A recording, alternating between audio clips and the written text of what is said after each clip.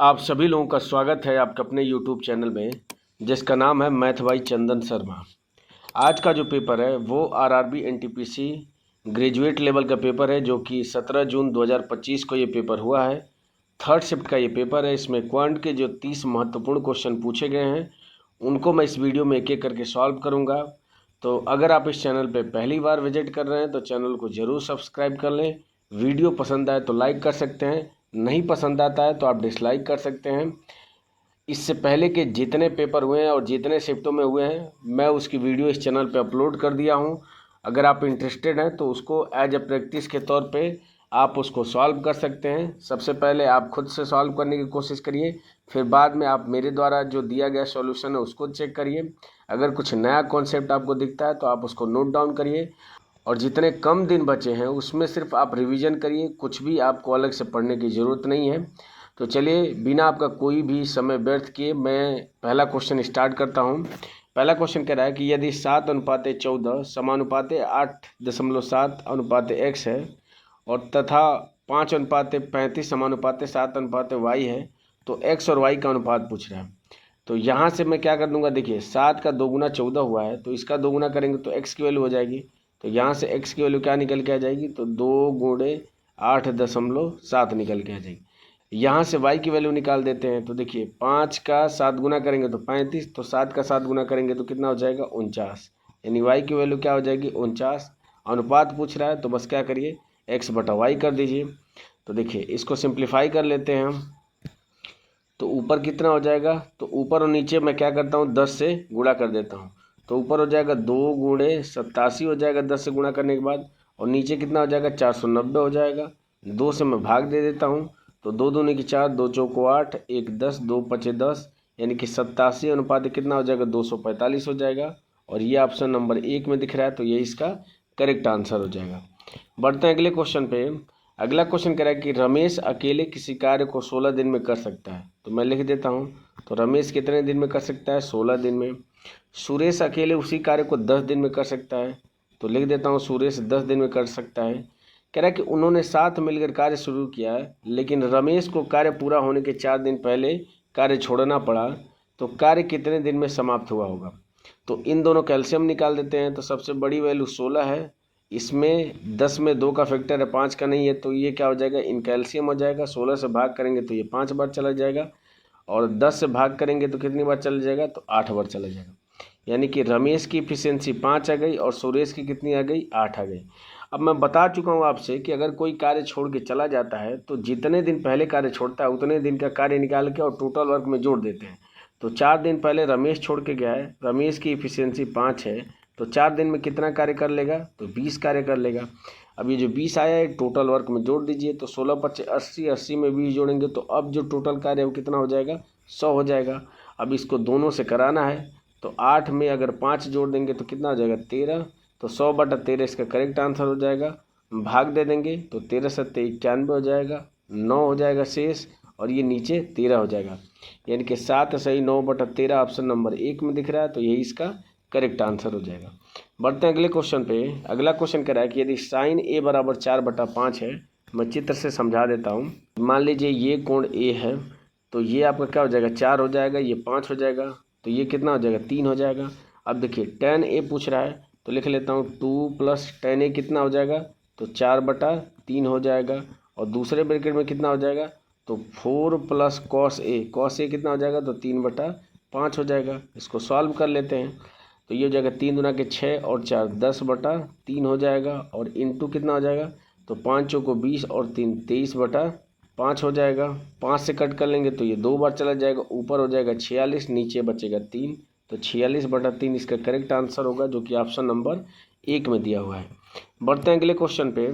अगला क्वेश्चन कह रहा है 5 संख्याओं का औसत 655 है, पहली 2 संख्याओं का औसत 77 है, तीसरी संख्या 101 है, तो शेष संख्याओं का औसत कितना होगा।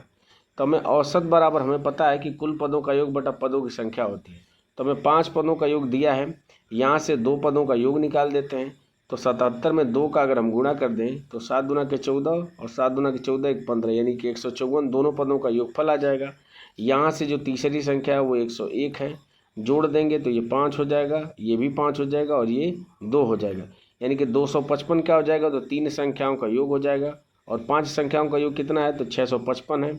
इसमें से 255 हम घटा देंगे तो शेष बची 2 संख्याओं का योग निकल के आ जाएगा। तो ये हो जाएगा 0 0 और 6 में से 2 जाएगा 4 हो जाएगा। यानी कि शेष जो 2 संख्याएं बची हैं इनका योग 400 है। तो अगर औसत पूछ रहा है तो बस क्या करेंगे, हम 400 में 2 से भाग कर देंगे तो आंसर क्या निकल के आ जाएगा, 200, और यही अन्य 2 संख्याओं का औसत हो जाएगा। बढ़ते हैं अगले क्वेश्चन पे। अगला क्वेश्चन कह रहा है कि निम्नलिखित बंटन की माध्यिका ज्ञात करिए। तो मैं माध्यिका निकालने के लिए सूत्र आपको बता चुका हूँ। सूत्र क्या होता है, तो ये होता है L प्लस ब्रैकेट में कितना होता है, तो n/2 माइनस CF होता है डिवाइडेड बाई F होता है और इंटू H होता है। ये सिंपल सा फार्मूला है आपको माध्यिका निकालने के लिए। और इस तरह के बेसिक तरीके से सॉल्व करना मैं पिछली जो वीडियोज़ हैं उसमें मैं बता चुका हूँ। तो यहाँ पे मैं आपको एक ट्रिक से बताऊँगा। तो देखिए L क्या होता है कि जो भी आपका इंटरवल होगा उसकी क्या हो जाएगी, लोअर लिमिट हो जाएगी। तो मैं इंटरवल निकालने के लिए संचयी बारंबारता निकाल देता हूँ। तो देखिए 18 में 34 अगर जोड़ूंगा तो 40 हो जाएगा और 40 10 50 और 2 52 हो जाएगा। यहाँ तक ये आपका 18 है, ये 52 है। 52 में 17 जोड़ देंगे तो ये 62 और 7 कितना हो जाएगा, तो 69 हो जाएगा। इसमें 13 जोड़ देंगे तो ये हो जाएगा 79 और 13 कितना हो जाएगा, तो 82 हो जाएगा। और 82 में अगर 22 जोड़ देते हैं तो ये आपका हो जाएगा 84, 84 10 94, 94 10 104 हो जाएगा। पदों की संख्या 104 हो गई। 104 तो n/2 अगर हम निकालेंगे तो कितना हो जाएगा, तो 2 5 10 और 2 दूनी के 4, यानी कि 52 किस में पड़ेगा, तो 52 आपका इसमें पड़ेगा। तो इसकी लोअर लिमिट आपको क्या दिख रही है, तो 170 दिख रही है। तो बस इसकी जगह पे क्या लिख लीजिए, 170 और प्लस इस ब्रैकेट में कुछ भी आता है मैं उसको लिख नहीं रहा हूँ क्योंकि मैं बेसिक से इसको बताना नहीं चाहता हूँ। मैं जो बताना चाहता हूँ आपको समझा रहा हूँ। और h क्या होता है, तो इंटरवल के बीच का गैप। तो इन सब में गैप अगर देखा जाए तो कितने का गैप है, तो 70 में से अगर 20 घटा देंगे तो 50 का गैप है। ठीक है, अब ध्यान दीजिए इसमें और ये प्लस के बाद वाली वैल्यू है, इन दोनों में आपको एक 10 का फैक्टर दिख रहा है क्योंकि 50 भी 10 से विभाजित है और 170 भी 10 से विभाजित है। इसका मतलब जो भी आपका आंसर होगा वह 10 का फैक्टर होना चाहिए। अगला क्वेश्चन कह रहा है आपको सिंप्लीफिकेशन का क्वेश्चन है। तो देखिए इसको मैं बेसिक से बता भी चुका हूँ, कई तरीक़ों से मैंने बताया। यहाँ पे एक अलग तरीका बताऊँगा। चूँकि अगर ऑप्शन को देखें तो सारे ऑप्शन आपके पूर्णांक में हैं, इसका मतलब जो नीचे वैल्यू होगी वो ऊपर वाली वैल्यू को पूर्ण रूप से विभाजित करेगी। तो अगर अप्रोक्सीमेट में देखूँ मैं तो इसको अगर 4 मैं मानता हूँ, इसको अगर मैं 38 मानता हूँ तो 4 9 36, यानी कि लगभग कितनी बार चला जाएगा, 9 बार चला जाएगा। और 9 का रूट लेंगे तो आंसर क्या निकल के आ जाएगा, 3, जो कि ऑप्शन नंबर 1 में दिया हुआ है। बढ़ते हैं अगले क्वेश्चन पे। अगला क्वेश्चन कह रहा है कि 26%, 29% और 2% की 3 क्रमिक छूटों के बराबर एकल छूट कितनी है। तो दो वैल्यू पे क्या करिए, सक्सेसिव डिस्काउंट वाला फार्मूला लगा दीजिए। तो पहली 2 पे लगाऊंगा तो 26 प्लस 29 और माइनस कितना हो जाएगा, तो 26 गुणे 29 हो जाएगा और डिवाइडेड बाई 100 हो जाएगा। तो इन दोनों को जोड़ूंगा तो 9 6 15 को 5 हो जाएगा, 2 2 4 1 5 हो जाएगा। और माइनस का तो 26 में 29 का गुणा करना है। तो पहले मैं क्या करूँगा कि 26 में 30 का गुणा करूँगा और इसमें से 26 माइनस कर दूँगा। तो 30 का गुणा करूँगा तो 0 हो जाएगा, 6 3 18 हो जाएगा, 3 गुणा के 6 1 7 हो जाएगा। इसमें से 26 अगर मैं निकाल दूँ तो ये 4 हो जाएगा, 7 में से 2 जाएगा तो 5 हो जाएगा और ये आपका 7 हो जाएगा। यानी कि 754 क्या हो जाएगा, इसका गुणनफल हो जाएगा। 100 से भाग करेंगे तो 2 स्थान पर दशमलव लग जाएगा तो 7.54 क्या हो जाएगी, इसकी वैल्यू हो जाएगी। तो घटाएंगे तो कितना हो जाएगा, तो देखिए 54 है तो कितना हो जाएगा, तो 6 और ये 4 46 हो जाएगा दशमलव का। और यहाँ पे बचेगा 54, तो 54 में से अगर 7 में घटा दूंगा तो 47 होगा। तो ये 47.46 क्या हो जाएगी, इन दोनों की एकल छूट हो जाएगी। अब इसमें 2% के हिसाब से फिर कर दूंगा ये, तो ये हो जाएगा 2 प्लस माइनस हो जाएगा माइनस हो जाएगा 47.46 और गुणे 2 हो जाएगा और डिवाइडेड बाई 100 हो जाएगा। तो इसमें 2 जोड़ूंगा तो ये कितना हो जाएगा, 49.46 हो जाएगा। और माइनस इसका गुणा कर लेता हूँ तो 6 दूना के 12 हो जाएगा, 4 दूना के 8 और 1 9 हो जाएगा, 7 दूना के 14 को 4 हो जाएगा और 4 दूना के 8 और 1 9 हो जाएगा। ऊपर 2 स्थान पे दशमलव पहले से ही है, नीचे 100 है तो दशमलव कितने स्थान पे लग जाएगा, 4 स्थान पे। और चूंकि दशमलव के 2 स्थान तक बताना है तो इधर वाली वैल्यू को हटा दूंगा। तो देखिए घटाऊंगा मैं तो इसको क्या लिख सकता हूँ 49.46, इसमें से माइनस करना है 0.95 माइनस करना है, क्योंकि अप्रोक्सीमेट मिलेंगे तो ये 5 हो जाएगा। देखिए 6 में से 5 जाएगा 1 हो जाएगा, 14 में से 9 जाएगा तो 9 5 14 हो जाएगा, और दशमलव का 5 एक लास्ट में सिर्फ ऑप्शन नंबर 2 में दिखने लगा है, तो यही इसका क्या हो जाएगा करेक्ट आंसर हो जाएगा। बढ़ते हैं अगले क्वेश्चन पे। अगला क्वेश्चन कह रहा है एक विक्रेता अपने माल पर क्रय मूल्य से 45% अधिक मूल्य अंकित करता है। ग्राहक की मांग पर वह बिलों पर 60% की छूट प्रदान करता है। तो कह रहा है कि विक्रेता को कितने प्रतिशत का लाभ होता है या हानि होती है। तो देखिए इसको लगाने के कई तरीके हैं, या तो आप सक्सेसिव डिस्काउंट वाले फार्मूले पर रख के लगा दीजिए, या तो आप 100 मान के लगा दीजिए। तो मैं सक्सेसिव डिस्काउंट वाले फार्मूले पे कई बार बता चुका हूँ, इसमें मैं 100 से बता देता हूँ। मान लेता हूँ कि जो सीपी क्रय मूल्य है वो 100 रुपया है, तो एमपी कितना हो जाएगा, तो इससे 45% अधिक अंकित किया है तो कितना हो जाएगा, तो 145 इसका क्या हो जाएगा एमपी हो जाएगा। कह रहा है कि ग्राहक की मांग पर छूट कितने देता है, 60% का छूट देता है, तो 145 हो जाएगा। 60% की छूट देने के बाद से बचेगा कितना, तो 40% बचेगा, तो 40 बटा कितना हो जाएगा 100 हो जाएगा। इसको सिंप्लीफाई करेंगे तो 0 से 0 हो जाएगा, गुणा कर लेते हैं तो 4 पचे 20 हो जाएगा, और 4 चौको 16 और 2 कितना हो जाएगा, तो 18 हो जाएगा, और 4 एकम में 4 और 1 5 हो जाएगा। 10 से मैं भाग दे देता हूँ तो 0 से 0 कटेगा, यानी कि कितना हो जाएगा 58 हो जाएगा। तो देखिए 100 का सामान है और घट के 58 हो गया, इसका मतलब उसको कितने की हानि हो रही है, तो 42% की हानि हो रही है, जो कि ऑप्शन नंबर किस में दिया हुआ है, 3 में दिया हुआ है।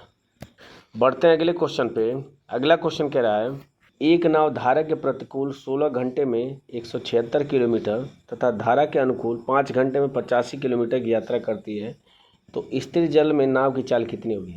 तो अगर मैं नाव की चाल को x मानता हूँ, धारा की चाल को y मानता हूँ, तो धारा की दिशा में उसकी चाल कितनी हो जाएगी, तो 85 बटा कितना हो जाएगा, तो 5 हो जाएगा। भाग देंगे तो 17 पचे 85 यानी कि 17 हो जाएगा, और धारा के प्रतिकूल यानी कि x माइनस वाई इसकी वैल्यू कितनी हो जाएगी, तो 176 और डिवाइडेड बाई 16 हो जाएगी। भाग देंगे तो 11 बार चला जाएगा। x की वैल्यू निकालनी है तो इन दोनों को जोड़ दीजिए, तो ये प्लस माइनस से कैंसिल हो जाएगा। ये x कितना हो जाएगा 2x हो जाएगा, बराबर किसका हो जाएगा, तो 17 में 11 जोड़ेंगे तो 28 हो जाएगा। तो यहाँ से x बराबर क्या निकल के आ जाएगा, 14 निकल के आ जाएगा, और यही आपसे पूछ रहा था, तो 14 इसका क्या हो जाएगा करेक्ट आंसर हो जाएगा। बढ़ते हैं अगले क्वेश्चन पे।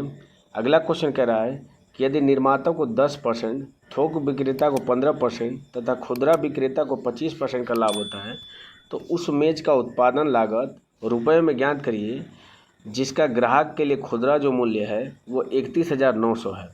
तो देखिए मैं मान लेता हूँ कि जो इसका उत्पादन लागत है वो क्या है, तो x है। तो पहले 10% का कितना हो रहा है, तो लाभ हो रहा है, यानी कि 11 बटा कितना हो जाएगा 10 हो जाएगा। उसके बाद से कितना लाभ हो रहा है, तो 15% का, यानी कि 115 बटा कितना हो जाएगा, तो 100 हो जाएगा। और अंत में कितना हो रहा है, तो 25% का, तो 25% का मतलब कितना हो जाएगा, तो 5 बटा 4 हो जाएगा। और इतना करने के बाद से वैल्यू कितनी हो जा रही है, तो 31,900 हो जा रही है। बस इसको सॉल्व करके x की वैल्यू निकाल दीजिए। तो देखिए क्या कोई कुछ कट रहा है, तो 11 से मैं कट कर लेता हूँ, तो 11 दूना के 22 हो जाएगा, 8 1 9, 11 9 99 यानी कि 2900 हो जाएगा। 5 से कट कर लेता हूँ, तो 5 दूना के 10 यानी कि 20 बार चला जाएगा ये। फिर से 5 से कट कर लेता हूँ, तो 5 चौको 20 हो जाएगा, ये हो जाएगा 5 दूना के 10 हो जाएगा, 1 15, 5 ते 15, यानी कि यहाँ से x का मान क्या निकल के आ गया, तो 10 गुणे 4 गुणे 4 गुणे 2900 और डिवाइडेड बाई कितना हो जाएगा, तो 23 हो जाएगा। इसको सॉल्व करके वैल्यू निकाल देते हैं। तो देखिए गुणा कर लेते हैं, तो ये हो जाएगा 4 चौको 16 हो जाएगा। पहले लिख लेता हूँ 1 2 3, 3 जीरो हो जाएंगे। 4 चौको 16, 16 नमा होता है 144, यानी 144 को 4, 14 कैरी हो जाएगा। 16 दूना के 32 और 4 36 और 10 कितना हो जाएगा, तो 46 हो जाएगा। भाग देते हैं 23 से, 23 दूना के कितना हो जाएगा 46 हो जाएगा, 0 हो जाएगा, 4 उतरेगा, फिर 40 हो जाएगा। तो 23 दूना के कितना हो जाएगा 46, यानी कि ये लगभग 20,000 के करीब आ जाएगा। एग्जैक्ट आंसर 20,000 नहीं आएगा, लेकिन इसी के अप्रोक्सीमेट आएगा। तो चूँकि 4 ऑप्शन में सबसे करीब यही है, तो यही इसका क्या हो जाएगा करेक्ट आंसर हो जाएगा। यहाँ पे एग्जैक्ट आंसर 20,000 नहीं आएगा। बढ़ते हैं अगले क्वेश्चन पे। अगला क्वेश्चन कह रहा है कि त्रिभुज ABC का क्षेत्रफल 299 सेंटीमीटर स्क्वायर है। शीर्ष बी और डी से विकर्ण AC पर डाले गए लंब की जो लंबाई है वो 11 सेंटीमीटर और 12 सेंटीमीटर है, तो विकर्ण AC की लंबाई कितनी होगी। तो देखिए पहले मैं चित्र से इसको समझा देता हूँ। तो मान लीजिए ये आपका क्या है, चतुर्भुज है, और A और C क्या है, तो इसका डायगोनल है। तो अगर इसको मैं मिला देता हूँ तो ये कुछ ऐसे मिलेगा। अब देखिए कह रहा है कि B से क्या किया, इस पर ये लंब ऐसे डाल दिया, ये आपका B है, और D से मान लीजिए ये लंब ऐसे डाल दिया। आपसे इस AC की लेंथ पूछ रहा है। तो अगर ऊपर वाले त्रिभुज का क्षेत्रफल निकालूं तो ये कितना हो जाएगा, तो 1/2 हो जाएगा। आधार कितना हो जाएगा, तो AC हो जाएगा, और गुणे ऊंचाई कितना हो जाएगा, तो ये आपको दिया है, कितना दिया है, तो 11 दिया है, तो 11 हो जाएगा। प्लस का हो जाएगा 1/2, आधार आपका AC रहेगा, ऊंचाई इस केस में क्या हो जाएगी, तो 12 हो जाएगी। दोनों में से 1/2 AC कॉमन ले लेते हैं, तो 1/2 AC, 11 में 12 जोड़ेंगे तो कितना हो जाएगा, 23 हो जाएगा। ये बराबर किसके हो जाएगा क्षेत्रफल, तो 299 के बराबर हो जाएगा। इसको सिंप्लीफाई कर लेते हैं, तो 23 का में 23 6, 23 69 हो जाएगा। यानी यहाँ से AC की वैल्यू क्या निकल के आ जाएगी, 13 में 2 का गुणा करेंगे तो 26 इसका करेक्ट आंसर हो जाएगा। बढ़ते हैं अगले क्वेश्चन पे। अगला क्वेश्चन कह रहा है कि एक व्यक्ति अपनी आय का 30% बचाता है। यदि उसका व्यय जो है वो 560 है तो उसकी आय कितनी होगी। तो 30% बचाता है, इसका मतलब 70% क्या होगा, खर्च करता होगा, और इसी 70% की वैल्यू 560 है। आपसे क्या पूछ रहा है, तो 100% की वैल्यू पूछ रहा है। तो इसको 100% करने के लिए मैं 7 से दोनों साइड भाग कर देता हूँ। तो ये जगह 7/56 यानी 80 हो जाएगा। इधर बच जाएगा आपका 10%। तो इधर एक बार फिर 10 से गुणा करके, तो इस साइड भी हमें 10 से गुणा करना पड़ेगा। तो ये क्या हो जाएगा, इसकी आय 800 रुपये हो जाएगी, जो कि ऑप्शन नंबर 3 में दिया हुआ है। बढ़ते हैं अगले क्वेश्चन पे। अगला क्वेश्चन कह रहा है कि यदि A² + B² बराबर 169 और AB बराबर 10 है, तो आपसे पूछ रहा है कि A - B divided by A + B का मान कितना होगा। तो इस तरह के क्वेश्चन को मैं बेसिक से बहुत अच्छे से बता दिया हूँ। अगर आप इस सीरीज को अच्छे से फॉलो कर रहे होंगे तो आपको बेसिक किससे पता है। मैं यहाँ पे डायरेक्ट वैल्यू कर रहा हूँ। तो ये कितना हो जाएगा, तो रूट में लिख लेता हूँ। तो ये हो जाएगा 169 हो जाएगा, और माइनस का कितना हो जाएगा, तो 2AB। तो 10 दूरा कितना हो जाएगा, 20 हो जाएगा, और नीचे कितना हो जाएगा, तो 169 हो जाएगा, और प्लस का 20 हो जाएगा। बस इसको सिंप्लीफाई कर लेते हैं। तो देखिए ये आपका 9 हो जाएगा, 16 में से 2 जाएगा, कितना हो जाएगा, तो 14 हो जाएगा, यानी 149 हो जाएगा। नीचे कितना हो जाएगा, तो आपका 9 हो जाएगा, 6 और 2 8 हो जाएगा, यानी 149/189 रूट में सिर्फ ऑप्शन नंबर 3 में दिख रहा है। तो यही इसका क्या हो जाएगा, करेक्ट आंसर हो जाएगा। बढ़ते हैं अगले क्वेश्चन पे। अगला क्वेश्चन कह रहा है कि यदि 7x² - 4x + k बराबर 0 के लिए k का मान इस प्रकार निर्धारित कीजिए कि समीकरण के मूल समान हो। तो अगर समीकरण के मूल समान है तो इस कंडीशन में B² जो होता है वो 4AC के क्या होता है, बराबर होता है।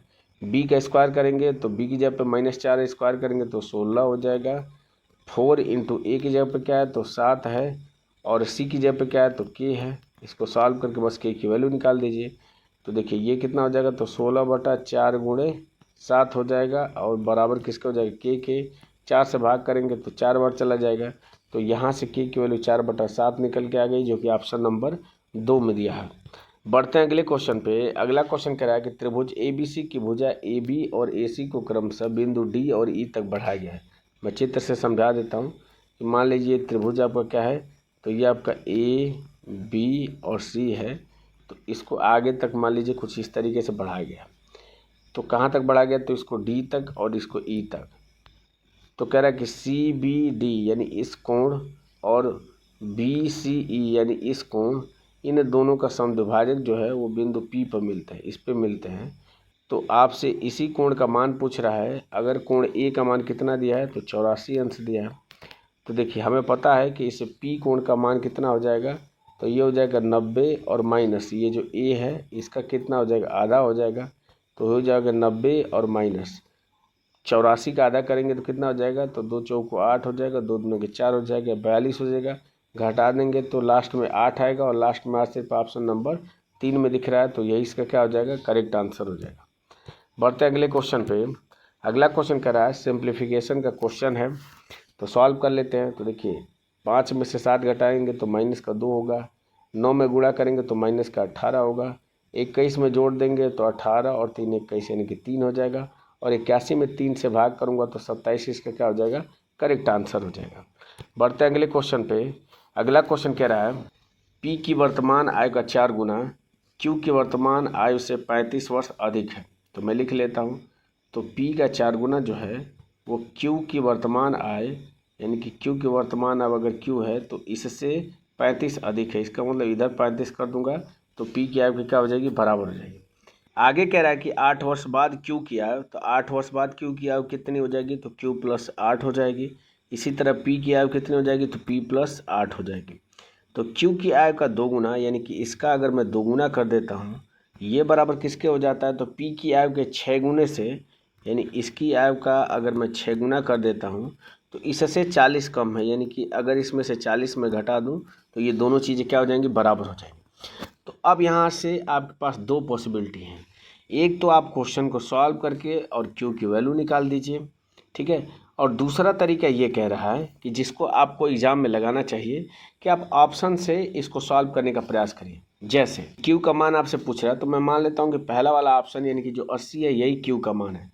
तो अगर मैं यहाँ पे क्यू का मान अगर रखूँगा तो ये 4 का मल्टीपल नहीं होगा, क्योंकि 80 तो आपका 4 से कट जाएगा, 35 आपका 4 से नहीं कटेगा। इसका मतलब वैल्यू आपकी पूर्णांक में नहीं आएगी, तो ये वाला ऑप्शन तो नहीं होगा। 84 में देखिए ये भी आपका 4 से कट जाएगा, 35 आपका 4 से नहीं कटेगा, तो ये भी नहीं होगा। 97 रख के देख लेते हैं। तो 97 रखेंगे तो 7 5 12 को 2 हो जाएगा, 9 3 12 1 13, ये आपका 4 से विभाजित है। तो ये ऑप्शन हो सकता है, यानी कि 97 हो सकता है। 89 पर चेक कर लेता हूँ तो 9 5 14 को 4 हो जाएगा, 8 3 11 1 12, यानी कि लास्ट में 24 आ रहा है। इसका मतलब ये भी आपका क्या हो जाएगा, 4 से विभाजित हो जाएगा। अब देखिए जैसे ही दो ऑप्शन एलिमिनेट हो गए, इन दोनों में से किसी एक पे वैल्यू चेक कर लीजिए। अगर फॉलो करेगा तो वही आंसर होगा, नहीं फॉलो करेगा तो उसके बाद वाला आंसर हो जाएगा। तो पहला रख लेता हूँ। तो क्यू की जगह पर अगर 97 रखूँगा तो 132 आ रहा है। तो यहाँ से पी की वैल्यू कितनी हो जाएगी, तो 4 3 12 4 3 12, यानी कि पी की वैल्यू कितनी हो जाएगी, 33। अब इसमें रख के देख लेते हैं कि क्या ये इसको सेटिस्फाई कर रहा है। तो क्यू का मान अगर 97 रखूँगा तो ये कितना हो जाएगा, तो 105 हो जाएगा। 105 का दोगुना करूँगा तो 210 हो जाएगा। देख लेता हूँ कि क्या दूसरा पक्ष बराबर है।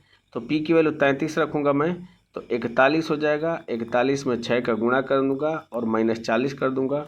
तो देखिए अगर मैं करता हूँ तो लास्ट में आपका कितना आ जाएगा, 6 आ जाएगा। और इसमें से 0 घटाऊँगा तो ये कभी लास्ट में 0 नहीं आएगा। इसका मतलब ये फॉलो नहीं कर रहा है। तो इस हिसाब से आपका एक ही ऑप्शन बचा, ऑप्शन नंबर 4 89, इसका क्या हो जाएगा, करेक्ट आंसर हो जाएगा। आप चेक करके देख भी सकते हैं।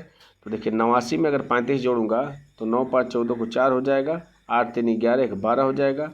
यानी कि यहाँ से पी की वैल्यू कितनी हो जाएगी, तो 4 से भाग करेंगे तो पी बराबर हो जाएगा 4 3 12 4 1 4, यानी 31 हो जाएगा। इसमें रख के देख लेते हैं तो ये हो जाएगा 2 ब्रैकेट में क्यू का मान होगा 89 और प्लस कितना हो जाएगा, तो 8 हो जाएगा। ये बराबर किसके हो जाएगा, तो 31 में 8 जोड़ेंगे तो 39 हो जाएगा और इंटू 6 और -40 हो जाएगा। तो देखिए 9 और 8 कितना हो जाएगा, 17 और 8 और 1 9 हो जाएगा। इसमें 2 का गुणा करेंगे तो 7 दूना के 14, लास्ट में कितना आ रहा है, 4 आ रहा है। इधर देख लेते हैं तो 6 9 54 हो जाएगा और 4 में से 0 घटाएंगे तो लास्ट में 4 बिल्कुल आ रहा है। तो इसका मतलब ऑप्शन नंबर 4 इसको फॉलो कर रहा है, तो ये इसका करेक्ट आंसर हो जाएगा। आप इसको बेसिक से सॉल्व करके पी और क्यू की वैल्यू भी निकाल सकते हैं, पर मुझे लगता है कि ऑप्शन से चेक करना इसको आसान रहेगा। बढ़ते हैं अगले क्वेश्चन पे। अगला क्वेश्चन कह रहा है कि निम्नलिखित में से कौन सी संख्या 22 से विभाज्य है। तो 22 से विभाज्यता का नियम क्या होगा कि जो संख्या 2 और 11 दोनों से विभाजित हो वो संख्या 22 से भी विभाजित होगी। देखिए इसके लास्ट में 9 है, इसके लास्ट में 1 है, तो ये दोनों संख्याएं 2 से विभाजित नहीं होंगी, तो ये वाला ऑप्शन तो नहीं होगा। बाकी पहला चेक कर लेता हूँ और चौथा चेक कर लेता हूँ। तो 11 से विभाज्यता का नियम क्या कहता है कि सम स्थानों के अंकों का योग और विषम स्थानों के अंकों का योग का अंतर या तो 0 हो या तो 11 से विभाजित होना चाहिए। तो देखिए 7 में 6 जोड़ूंगा तो 13 हो जाएगा, 6 में जोड़ूंगा 4 तो 10 हो जाएगा। 10 और 13 का अंतर कभी भी 11 से विभाजित नहीं होगा, तो इस हिसाब से पहला वाला ऑप्शन क्या हो जाएगा, इसका करेक्ट आंसर हो जाएगा। आप चेक भी कर सकते हैं। तो 7 और 8 कितना हो जाएगा, 15 हो जाएगा। 9 6 15, अंतर 0 आ रहा है, इसका मतलब 11 से ये विभाजित है। बढ़ते हैं अगले क्वेश्चन पे। अगला क्वेश्चन कह रहा है कि 2 नल एक टंकी को क्रमशः 3 घंटे और 57 घंटे में भर सकते हैं। तो मैं मान ले रहा हूँ कि ए जो है वो 3 घंटे में भर दे रहा है, बी जो है वो 57 घंटे में भर सकता है। एक तीसरा नल इसे 3 घंटे में खाली कर देता है। तो सी अगर मान लेता हूँ तीसरा नल, तो ये 3 घंटे में क्या कर देता है, खाली कर देता है। यदि सभी नलों को एक साथ खोल दिया जाए तो पूर्णतः खाली टंकी का 1/3 हिस्सा भरने में कितना समय लगा। देखिए अगर क्वेश्चन को ध्यानपूर्वक देखें तो ए 3 घंटे में इसको भर सकता है और सी 3 घंटे में इसको खाली कर देगा। तो अगर तीनों को एक साथ करेंगे तो ये जितना भरेगा वो इतना खाली करता जाएगा। इसका मतलब अगर तीनों को मैं चालू करूँ तो पूरी जो क्षमता है वो कितने समय में भर जाएगी, तो 57 घंटे में भर जाएगी। तो ये पूरा 57 घंटे में भरेगा ना। तो आपसे पूछ रहा है कि 1/3 यानी कि 3 से भाग कर दीजिए। तो 3 से भाग करेंगे तो कितना हो जाएगा, तो 3 का 3 2 27 3 9 27 यानी 19 घंटे में इसका 1/3 हिस्सा भरेगा, जो कि ऑप्शन नंबर किस में दिया हुआ है, 3 में दिया हुआ है। बढ़ते हैं अगले क्वेश्चन पे। अगला क्वेश्चन कह रहा है कि प्रेक्षण 60 आपको दिया है कि ये कह रहा है कि इसकी माध्यिका कितनी होगी। तो सबसे पहले काउंट कर लेता हूँ कितने प्रेक्षण हैं। तो 3 3 6 3 9 और 2 11 हैं। इसका मतलब जो छठवां पद होगा वही माध्यिका होगी। तो छठवां पद देख लेता हूँ। तो सबसे छोटी संख्या क्या दिख रही है, तो 24, ये 1 हो जाएगा, ये 2 हो जाएगा। इसके बाद से क्या दिख रहा है आपको, तो 38 दिख रहा है, तो ये 3 हो जाएगा। 39 चौथा हो जाएगा, फिर 43 ये पाँचवा हो जाएगा, 49 छठवां हो जाएगा। तो 49 इसकी क्या हो जाएगी, माध्यिका हो जाएगी। अगला क्वेश्चन कह रहा है कि उस घन की 4 दीवारों का क्षेत्रफल ज्ञात कीजिए जिसकी कोर की लंबाई आपको इतना दिया है। तो अगर किसी घन का कोर यानी कि साइड ए अगर मालूम है तो चारों दीवारों का क्षेत्रफल कितना होता है, तो 4a² होता है। तो बस इसका स्क्वायर करके उसमें 4 का गुणा कर देंगे। तो ऑप्शन से चेक कर लेता हूँ। तो देखिए 3 का स्क्वायर करूँगा तो 9 हो जाएगा, 9 में 4 का गुणा करूँगा तो 36 हो जाएगा, 36 सब में है। 8 का स्क्वायर करूँगा तो 64, 64 में 4 का गुणा करूँगा तो 256। तो इसमें 256 नहीं है, इसमें 256 नहीं है। तो ये दो ऑप्शन तो ऐसे ही हट गए। आगे बढ़ूँ तो ये भी 100 है, ये भी 100 है, ये भी 192 है, ये भी 192। वाई देख लेता हूँ। तो वाई कब आएगा, जब 8 में 5 का गुणा करूँगा। तो 8 पच्चे 40 हो जाएगा और 40 दूना कितना हो जाएगा, 80 हो जाएगा। और 80 में अगर 4 का गुणा करूँगा तो 320 हो जाएगा। और 320 किस ऑप्शन में दिया है, तो ये ऑप्शन नंबर 4 में दिया है। तो ये इसका क्या हो जाएगा, डायरेक्ट आंसर हो जाएगा। आप इसको ऑप्शन से चेक करके आसानी से इसका आंसर टिक कर सकते हैं। बढ़ते हैं अगले क्वेश्चन पे। अगला क्वेश्चन कह रहा है कोई धनराशि 12.5% वार्षिक साधारण ब्याज की दर से निवेश करने पर 2 वर्ष बाद 7,500 हो जाती है, तो दी गई अवधि के लिए साधारण ब्याज कितना होगा। तो मैं मान लेता हूं कि अगर धनराशि 100 है तो अगर इस पे 12.5% का ब्याज लगता है तो 2 वर्ष बाद कितना हो जाएगा, तो 25% का ब्याज लगेगा। तो 25% का ब्याज लग के कितना हो जाएगा, 125 हो जाएगा। और इसी 125 की वैल्यू आपको क्वेश्चन में दिया कितना है, तो 7,500 दिया है। आपसे साधारण ब्याज यानी कि 25 की वैल्यू पूछ रहा है। तो बस इसमें क्या करूँगा, मैं 5 से भाग कर देता हूँ दोनों साइड में। तो ये कितना हो जाएगा, 25 हो जाएगा। इसमें 5 से भाग करूँगा तो 15 पचे 75 हो जाएगा, यानी कि 1500 उस पर ब्याज लगेगा, जो कि ऑप्शन नंबर 4 में दिया हुआ है। बढ़ते हैं अगले क्वेश्चन पे।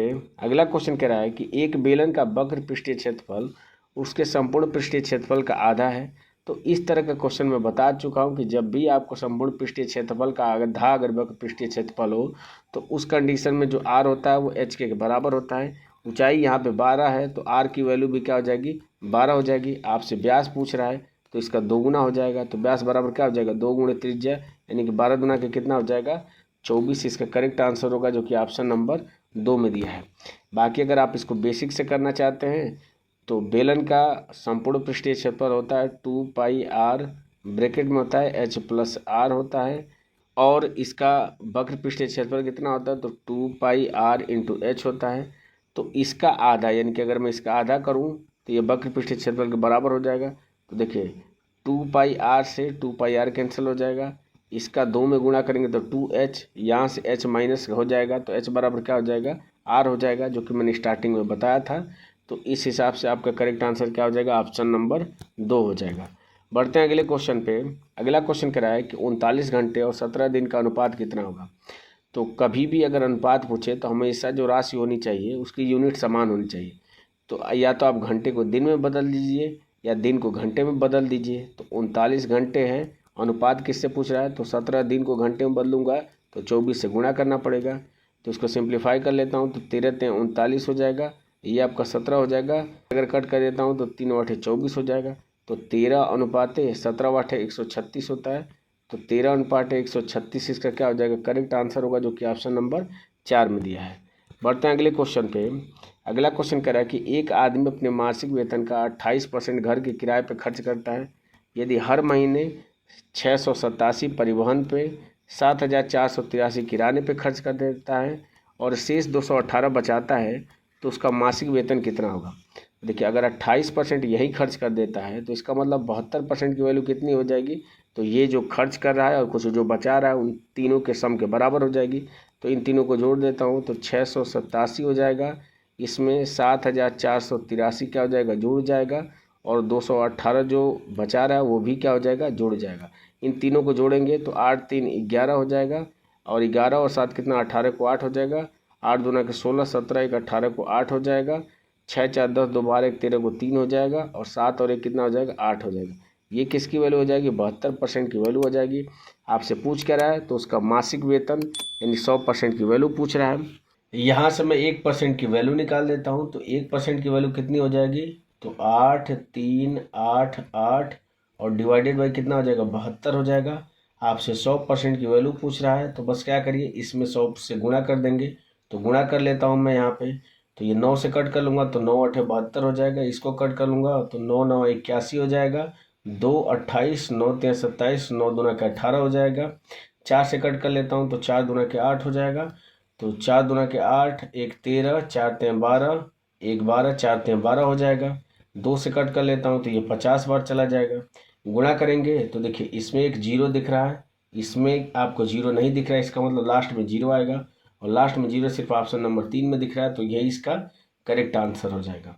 बढ़ते हैं अगले क्वेश्चन पे। अगला क्वेश्चन कह रहा है कि वह सबसे बड़ी संख्या जिससे 48 और 46 को विभाजित करने पर शेषफल क्रमशः 9 और 7 बचता है। तो चूंकि ये संख्याएं इतनी छोटी हैं कि या तो आप ऑप्शन से डायरेक्ट चेक कर सकते हैं, जैसे मान लीजिए अगर 46 से मैं भाग करूंगा तो 46 तो पूरी तरह से विभाजित हो जाएगा, तो ये आपका ऑप्शन नहीं होगा। 47 से भाग करूंगा तो 46 शेष बचेगा, क्योंकि 47 जो है वो 46 से अधिक है। 43 से अगर भाग करूंगा तो आपको 46 में अगर भाग करूंगा तो 3 शेष बचेगा, जो कि इसको फॉलो नहीं कर रहा है। तो इस हिसाब से आपका करेक्ट आंसर क्या हो जाएगा, ऑप्शन नंबर 1 इसका करेक्ट आंसर हो जाएगा। ये क्वेश्चन कह रहा है कि निम्नलिखित बंटन की माध्यिका कितनी होगी, ये आपको बतानी है। तो माध्यिका निकालने के लिए सबसे पहले मैंने बताया है कि आपको संचयी बारंबारता यानी कॉम्युलेटिव फ्रीक्वेंसी निकालनी होती है। तो वो कैसे निकालनी होती है, तो ये आपका 18 हो जाएगा। 18 में इसके अगला जोड़ते जाएंगे, तो 18 में 34 जोड़ेंगे तो कितना हो जाएगा, तो 30 और 10 40, और 40 10 50 यानी कि 52 हो जाएगा। ये 52 में 17 जोड़ेंगे तो कितना हो जाएगा, तो 7 और 2 9 हो जाएगा, और 5 और 1 6 हो जाएगा, यानी कि 69 हो जाएगा। इसमें 13 जोड़ेंगे तो 79, और 3 जोड़ेंगे तो कितना हो जाएगा, तो 82 हो जाएगा। और इसमें 22 अगर हम जोड़ देंगे तो ये हो जाएगा 4 और 8 2 10, यानी कि 104 क्या हो जाएगा, ये हो जाएगा n का मान हो जाएगा। और जैसे ही n का मान 104 निकल के आ गया, हम n/2 निकाल देंगे। तो इसका आधा करेंगे तो 2 से भाग करेंगे तो ये 5 और 2 यानी 52 होगा। और 52 किस में पड़ेगा, तो वो इस इंटरवल में पड़ेगा। तो ये क्या हो जाएगा, हमारा मेन इंटरवल हो जाएगा, जिसको मैं रेड कलर से अंडरलाइन कर दे रहा हूँ। तो फार्मूला क्या होता है माध्यिका निकालने का, तो वो होता है L प्लस ब्रैकेट में क्या होता है n/2 माइनस CF होता है, और डिवाइडेड बाई F होता है, और इनटू क्या हो जाता है, तो H हो जाता है।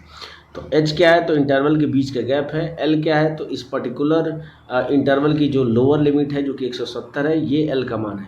तो मैं अगर L की जगह पे 170 रखता हूँ, प्लस इसका मान मुझे पता नहीं है क्या है, और इंटू H का मान क्या हो जाएगा, तो सारे इंटरवल के बीच का गैप कितना है, तो आप देख सकते हैं कि 50-50 का गैप है, तो 50 हो जाएगा।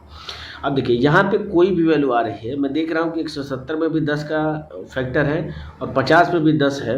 इसका मतलब जो भी आंसर आएगा वो 10 का फैक्टर होना चाहिए। और ऑप्शन पे देखें तो सिर्फ 10 से विभाजित होने वाली एक ही संख्या है 220, जो कि ऑप्शन नंबर 3 में दी हुई है। तो इस हिसाब से इसका करेक्ट आंसर क्या हो जाएगा, 220 हो जाएगा। बढ़ते हैं अगले क्वेश्चन पे। अगला क्वेश्चन कह रहा है कि 10 खिलाड़ियों का औसत स्कोर शुरू में 55 दर्ज किया गया।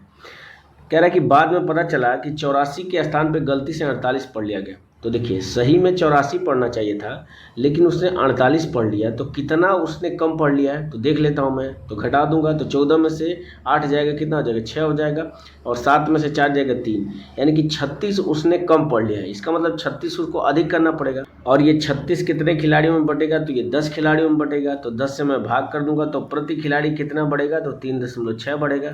इसका मतलब जो औसत पहले 55 था वो 55 ना होके इससे 3.6 अधिक होगा।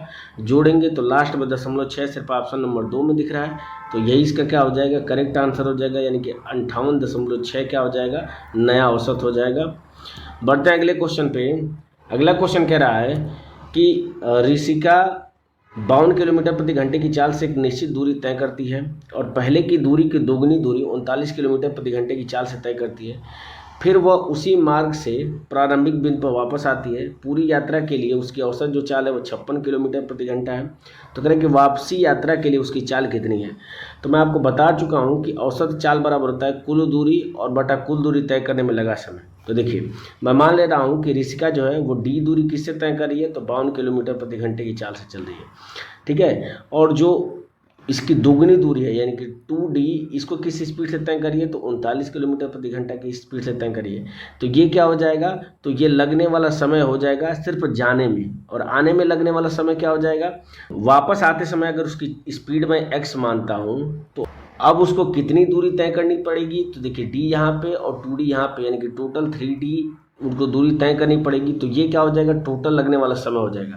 तो औसत बराबर मैंने बताया है कि कुल दूरी, तो कुल दूरी कितनी हो जाएगी, तो 6D कुल दूरी हो जाएगी। और कुल दूरी तय करने में लगा समय कितना हो जाएगा, तो D/52 हो जाएगा, 2D और बटा 39 हो जाएगा, और प्लस हो जाएगा 3D/x हो जाएगा। और ये किसके बराबर है, तो आपको औसत दिया है 56। बस इसको सॉल्व करके आपको x की वैल्यू निकालनी है। तो देखिए अगर इन सब में से अगर मैं d कॉमन ले लेता हूँ तो यहाँ से d हट जाएगा, यहाँ से भी d हट जाएगा, यहाँ से भी d, और इस d से ये ऊपर वाला d कैंसिल हो जाएगा। तो ये क्या हो जाएगा, तो ये 1/52 हो जाएगा, और प्लस हो जाएगा ये 2/39 हो जाएगा, और ये कितना हो जाएगा, तो 3/x हो जाएगा। ये बराबर किसके हो जाएगा, तो ये आपका 56 के बराबर हो जाएगा, और ऊपर तो 6 पहले से ही है। इसको और सिंप्लीफाई कर देंगे तो ये कितना हो जाएगा, तो 6/56 हो जाएगा इधर। तो देखिए 52 और 39 का क्या निकाल देते हैं, एलसीएम निकाल देते हैं। तो 52 को मैं क्या लिख सकता हूँ, तो 13x4 लिख सकता हूँ, और 39 को 13x3 लिख सकता हूँ। तो ये इन दोनों का क्या हो जाएगा, एलसीएम हो जाएगा। 52 से अगर मैं भाग देता हूँ तो 3 बार चला जाएगा, और 39 से भाग दूंगा तो 4 बार, 4 दूना के 8 हो जाएगा, और प्लस कितना हो जाएगा, तो 3/x हो जाएगा। अब इसको बराबर के इधर लेके चला आता हूँ, इसको सिंप्लीफाई करूँगा तो ये कितना हो जाएगा, तो 3 बार हो जाएगा 2 से, और ये 28 दूना के 56 हो जाएगा। तो -8 और 3 11 हो जाएगा। नीचे कितना हो जाएगा, तो 13 गुणे 4 और गुणे 3 हो जाएगा, बराबर किसके हो जाएगा, तो 3/x के बराबर हो जाएगा। इन दोनों का एलसीएम ले लेता हूँ तो ये हो जाएगा 13 × 4 × 3 × 28 में एक 7 का फैक्टर दिख रहा है तो 7 हो जाएगा। 28 से भाग करूँगा तो 7 चौको 28 यानी 13 39 हो जाएगा। 39 में अगर 3 का गुणा करता हूँ तो 40 का अगर 3 में गुणा करूँ तो 120 हो जाएगा। 3 घटा दूंगा तो 117 हो जाएगा, और माइनस इससे भाग करूँगा तो कितनी बार चलेगा, 7 बार। 7 का 11 में गुणा करेंगे तो 77 हो जाएगा। ये बराबर हो जाएगा 3/x के, घटा देंगे तो ये हो जाएगा 0 हो जाएगा। 11 में से 7 जाएगा 4 हो जाएगा, और नीचे कितना हो जाएगा, तो यही वाली वैल्यू नीचे हो जाएगी। तो देखिए 4 से अगर इसको भाग करेंगे तो ये 10 बार चला जाएगा, और इसका जो बची वाली है इसका 3 में गुणा हो जाएगा। तो यहाँ से x का मान क्या निकल के आ जाएगा, तो 13 गुणे 3 × 9 और गुणे 7 हो जाएगा, और डिवाइडेड बाई 10 हो जाएगा। बस इसको सॉल्व कर लेते हैं तो 9 7 63 हो जाएगा। 63 में 13 का गुणा कर लेते हैं तो 13 3 39 हो जाएगा, और 13 6 का 78, 78 और 3 कितना हो जाएगा, तो 81 हो जाएगा। एक स्थान पे दशमलव हो जाएगा तो 81.9 इसका करेक्ट आंसर हो जाएगा, जो कि ऑप्शन नंबर 2 में दिया हुआ है। इस क्वेश्चन में कुछ नहीं था, बेसिक फार्मूला था, बस थोड़ी कैलकुलेशन कह सकते हैं। बढ़ते हैं अगले क्वेश्चन पे। अगला क्वेश्चन कह रहा है कि 6 सेंटीमीटर व्यास और 56 सेंटीमीटर लंबाई वाले एक तार का आयतन सेंटीमीटर क्यूब में कितना होगा। तो देखिए तार कुछ इस तरीके से होता है, बेलन के शेप का होता है। इसका आपको व्यास दिया है, कितना दिया है, तो 6 सेंटीमीटर है। तो यहाँ से त्रिज्या कितनी हो जाएगी, तो 3 सेंटीमीटर हो जाएगी। इसकी लंबाई यानी कि एक तरफ से कहा जाए तो ऊंचाई दिया है बेलन की, तो कितना दिया है, तो 56 दिया है। तो बेलन का आयतन पूछ रहा है, तो πr² × h होता है, बस वैल्यू रख दीजिए। तो पाई की वैल्यू 22/7 × r² यानी कि 3 × 3 हो जाएगा, इंटू h की वैल्यू कितनी है, तो 56 है। सॉल्व कर लेते हैं तो 7 से कट करेंगे तो 8 बार चला जाएगा। गुणा कर लेते हैं तो 3 3 9 8 72 हो जाएगा। 72 दूना कितना हो जाएगा, तो 7 दूना के 14, 140 हो जाएगा, और यानी कि 144 हो जाएगा। तो 144 और गुणे कितना हो जाएगा, 11 हो जाएगा। गुणा करेंगे तो ये हो जाएगा 4 हो जाएगा, 4 4 8 हो जाएगा, 4 1 5 हो जाएगा, और ये 1 हो जाएगा, यानी कि 1584 क्या हो जाएगा, इसका आयतन हो जाएगा। और अगर ऑप्शन पे देखें तो किसी में भी 1584 नहीं दिया हुआ है। जो सही वाला ऑप्शन है उसमें दिया है 1584, लेकिन उसके साथ 2 जीरो दिया है, तो ये गलत आंसर है। इसका करेक्ट आंसर क्या हो जाएगा, सिर्फ 1584 हो जाएगा। देखिए, अगर इस क्वेश्चन में इस 6 सेंटीमीटर की जगह पे अगर 60 होता है तब इसका आंसर इतना आता है, लेकिन चूंकि 6 सेंटीमीटर दिया है तो इसका आंसर यही होगा। इनमें से कोई भी आपका आंसर नहीं होगा। बढ़ते हैं अगले क्वेश्चन पे, और ये इस वीडियो का लास्ट क्वेश्चन है। क्वेश्चन कह रहा है कि अमित के पास समान धनराशि को साधारण ब्याज और चक्रवृद्धि ब्याज पर वार्षिक रूप से निवेश किया जाता है। दोनों धनराशियों के लिए निवेश की जो अवधि है वो 2 वर्ष है। कह रहा है कि दोनों धनराशि के लिए समान ब्याज दर पर, जो कि 4% थी, 2 वर्ष के बाद उसे जो ब्याज का अंतर मिलता है वो 44 मिलता है। तो आपसे पूछ रहा है कि निवेश की गई धनराशि कितनी होगी। तो मैं इस तरह के क्वेश्चन आपको इस चैनल पे बहुत अच्छे तरीके से कराया है। मैंने बताया है कि जब भी आपको प्रिंसिपल नहीं दिया हो तो रेट से आप खेलना शुरू करिए। तो 4% की फ्रैक्शन वैल्यू कितनी होती है, तो ये होती है 1/25 होती है। इसका मतलब ये जो नीचे वैल्यू आ रही है, अगर 2 साल का पूछे तो इसका स्क्वायर कर देंगे। तो 625 में मान लेता हूँ क्या है, प्रिंसिपल है। तो देखिए, पहले साल का जो इस पे 1/25 लगेगा तो 25 हो जाएगा। दूसरे साल का 1/25 लगेगा तो 25 हो जाएगा।